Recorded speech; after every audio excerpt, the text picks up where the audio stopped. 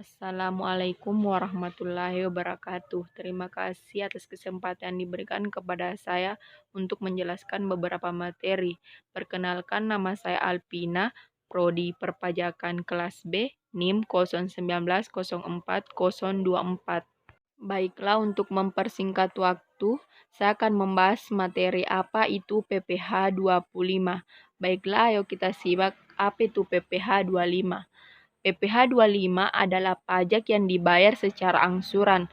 Tujuannya adalah untuk meringankan beban wajib pajak, mengingat pajak yang terutang harus dilunasi dalam waktu 1 tahun. Pembayaran ini harus dilakukan sendiri dan tidak bisa diwakilkan oleh siapapun. Itulah tadi apa yang dimaksud dengan PPh 25. Baiklah, kita lanjut mengenai tarif PPh 25 adalah sebagai berikut. Di bawah 50 juta rupiah sama dengan tarifnya 5%, sedangkan 50 juta sampai 250 juta sama dengan 15%, sedangkan 250 juta sampai dengan 500 juta tarifnya sebesar 25%, dan di atas 500 juta sebesar 300% tarifnya. Baiklah, kita lanjut mengenai tata cara perhitungan PPh 25. Besar angsuran PPh pasal 25 dalam tahun berjalan dihitung berdasarkan pajak penghasilan terutang sesuai dengan SPT tahunan. Sebelumnya dikurangi dengan kredit pajak PPh pasal 21, 22, 23, dan 24 dibagi dengan 12 atau banyaknya bulan dalam bagian tahun pajak. Baiklah, kita lanjut mengenai adapun yang dimaksud kredit pajak, pajak penghasilan yang dipotong dalam pasal-pasal di slide sebelumnya adalah sebagai berikut.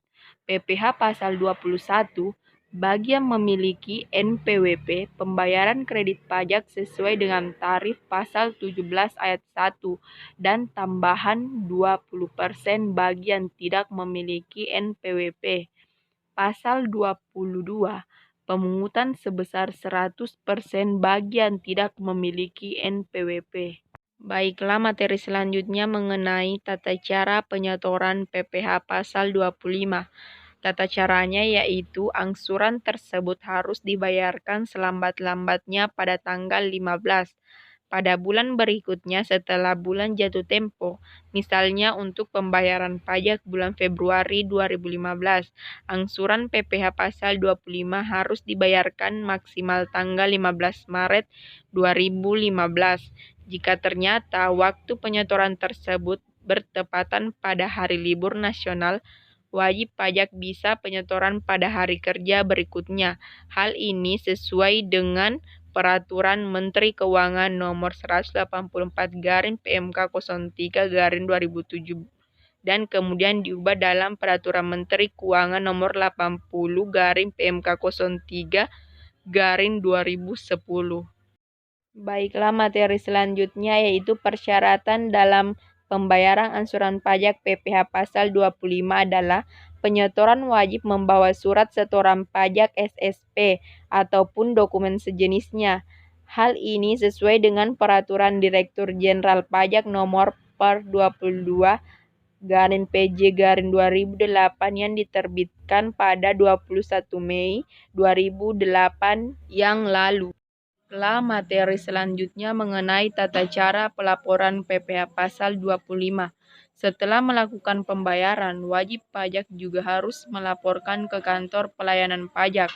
Pelaporan dilakukan paling lambat tanggal 20 pada bulan berikutnya. Melaporkan ke kantor pelayanan pajak juga bisa ditunda pada hari kerja berikutnya apabila waktu pelaporan tersebut bersamaan dengan hari libur nasional. Itulah tata cara pelaporan PPh pasal 25. Baiklah, materi selanjutnya yaitu PPh pasal 26. Materi PPh pasal 26 yang pertama yaitu apa itu PPh pasal 26.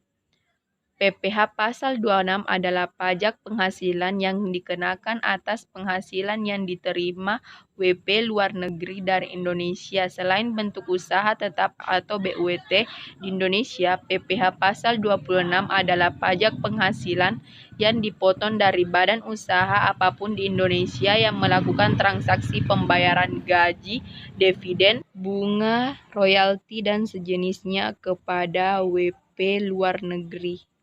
Baiklah, untuk materi selanjutnya mengenai tarif PPh Pasal 26. Tarif PPh Pasal 26 yaitu menurut ketentuan PPh Pasal 26, tarif umum yang dikenakan adalah 20% dan bisa berubah jika WP mengikuti tax treaty atau persetujuan penghindaran pajak pengadaan P3B adalah pengecualian mengenai PPh yang dikenakan atas penghasilan yang diterima WP luar negeri dari Indonesia yaitu tidak berlaku untuk yang bukan BUT di Indonesia. Baiklah, materi selanjutnya yaitu penyetoran pajak PPh Pasal 26. Dengan menggunakan nama WP luar negeri yang menjual atau mengalihkan harta paling lama tanggal 10 bulan berikutnya setelah bulan terjadi transaksi ke kas negara melalui kantor pos atau bank yang ditunjuk oleh Menteri Keuangan. Dalam hal tanggal jatuh tempo penyetoran sebagaimana dimaksud pada ayat 1 bertepatan dengan hari libur termasuk hari Sabtu atau hari libur nasional, maka saat penyetoran dapat dilakukan pada hari kerja berikutnya. Penyetoran pajak penghasilan dilakukan dengan menggunakan surat setoran pajak atau sarana administrasi lain yang disamakan dengan surat setoran pajak.